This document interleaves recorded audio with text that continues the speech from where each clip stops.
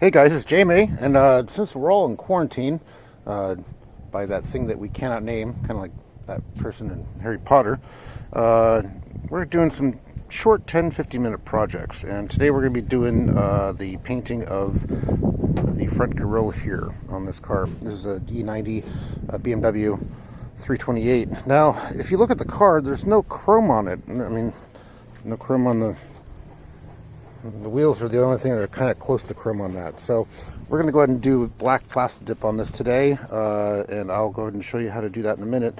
Actually, let's start it now. Let me unlock the car. So let me unlock the car, and I'll be right back. All right, now that the car is open, the hood is open. We'll go ahead and open this up. Now, what we have here is we have 1, 2, 3, and 4 T27 torx bits for that. You have to unloosen, and then we got let's see, 1, 2, 3, and then 1, 2, 3 on this side for the top lip of the hood, and those are T20s. Now I've already removed the screws on this one. I'm going to go ahead and just pull this off. You can see it's kind of dirty and everything else. But anyways, what we don't want to do is we want to go ahead and wash this down, clean it up, make sure it's dirt and junk free.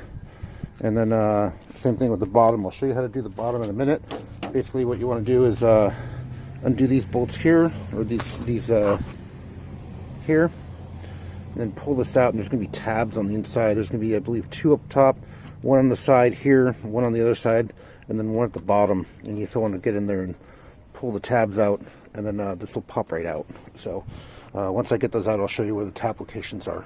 But as I said, do these first, and then just get enough room to pull this out so you can get behind and undo the tabs. Alright guys, so I've gotten the grill off. So got the top part and the bottom part. As you see, you want to wash this up and clean it up because it's got bug guts and stuff on it. So I'm just going to make it look pretty. As I said, here are the tabs. What you want to do is you want to push down on these tabs here. So you see sideways it's got a little... it's not going to focus. There we go. Little tab there. So basically push it in to get past the edge of the plastic front, and then just pop them out one by one. Just add a little bit of pressure from the back to pry it up, and we should be good to go. So I'm going to wash this up, clean it up, get the other side off as well, and then we'll go and start the PlastiDip here in a minute. So, all right, guys. So I've gotten the grills off. I've went ahead and washed them. I air dried them and let them sit out for half an hour in the sun just to get all the moisture off of it. So we're going to go ahead and shoot this now. With PlastiDip, it's kind of weird. It comes out kind of splattered, and basically you're going to have to coat enough onto it to make it kind of looks like that. I'll show you in a minute. See how it kind of splatters on there? Doesn't give a clean coat like normal paint because it's rubberized. So basically what you want to do is just kind of spray everything.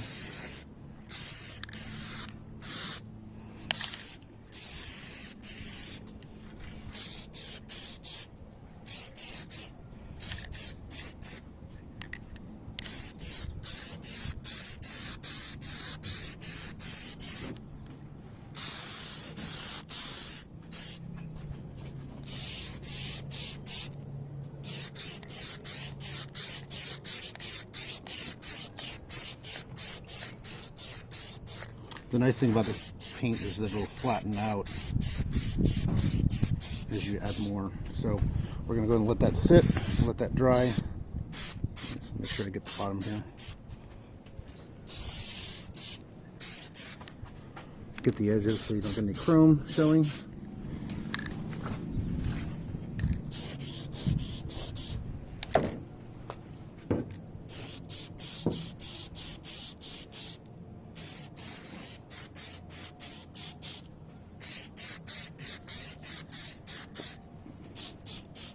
Cool. All right, that should be it.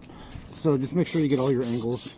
You don't show any chrome through it anymore, and you should be good to go. So wait for that to dry. We'll come back later. Alright, so here's an updated look of what the comparison of the two is going to look like. So that's obviously the PlastiDip side, and that being the chrome side still. I'm going to go ahead and remove that side there, and then go ahead and do the same thing with that one. Take it out, wash it, clean it down, let it air dry. You can take an air compressor and blow it off as well, but make sure that it's dry before you put the PlastiDip on. So that'll be it for now. I'm going to go ahead and take the other side off, and then we'll be back in a minute. Also, another nice little pro tip: once you have these grills out, you can easily clean up the inside of this to make it look a little cleaner. Just get a little damp cloth and just kind of wipe it down. The other project that I'm thinking about doing is adding an air scoop at the bottom down here for the air intake. So adding a small scoop that actually forces the air into the intake plenum here for the air box. It wouldn't be much, but some of the performance BMWs have that in there, so I'll probably 3D print out a set of scoops that just go basically underneath here, and they'll probably sit about yay tall, just to force more air in through the air inlet. So here we are back with the other parts. I got the other part drying on the inside, but we're going to go ahead and start painting that now. Once that's done, I've already showed you how to paint it. It's pretty simple. But can says about 4 hours for this to dry. If you give it about 2 hours, you should be good on that to put it in. Just obviously, it's going to be a little bit tacky at that point. It's going to be dried, but it's still going to be malleable because it is rubber. So let me go ahead and get these painted, and I'll be right back. Okay, here we are again with some more painting.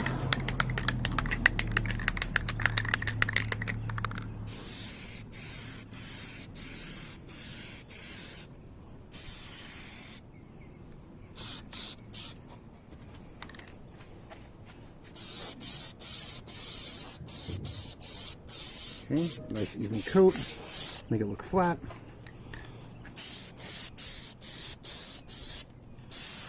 And I'm going to suggest that when you paint these, you work with the edges first.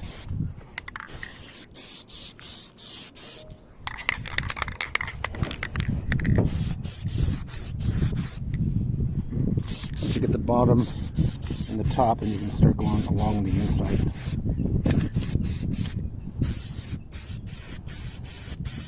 Just going one way, so your paint's going this way as you're going across this way, and then switching rotations and then going this way, so you get both sides. Just nice even strokes. If it starts bubbling up a little bit, obviously kind of stop and then either pull the can further back away. If you start getting drips, or just let it dry, and then you can either try and peel it off once it is dry and go back, or you can try and see if you can smooth it out.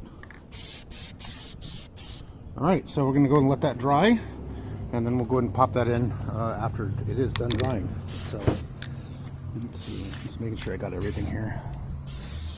That looks good to me. Alright guys, let that dry, and then we'll go and do the install after that. Alright guys, so my part's now dried. I'm going to go ahead and install this.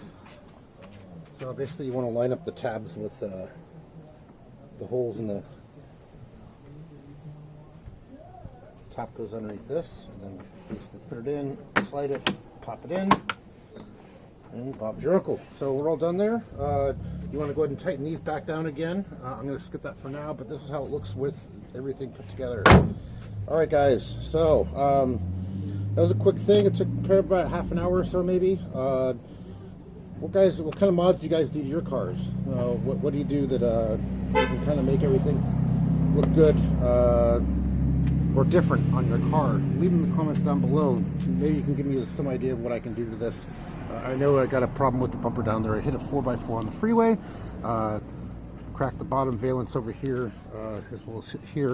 You can see there's a little bit of damage there, which I repaired kind of quickly. And then there's a whole side down where the piece of lumber went here underneath the car, and then it got spat out and then hit the side of the car, so there's some damage back there. But anyways, this is done. Leave your comments down below whether or not you think this is a good idea or not, and also if you have any other side projects that you guys do to your cars to make them look better or nicer. Once again, thanks for watching. Like, subscribe, share, and as always, guys, do your thing. Thanks for watching.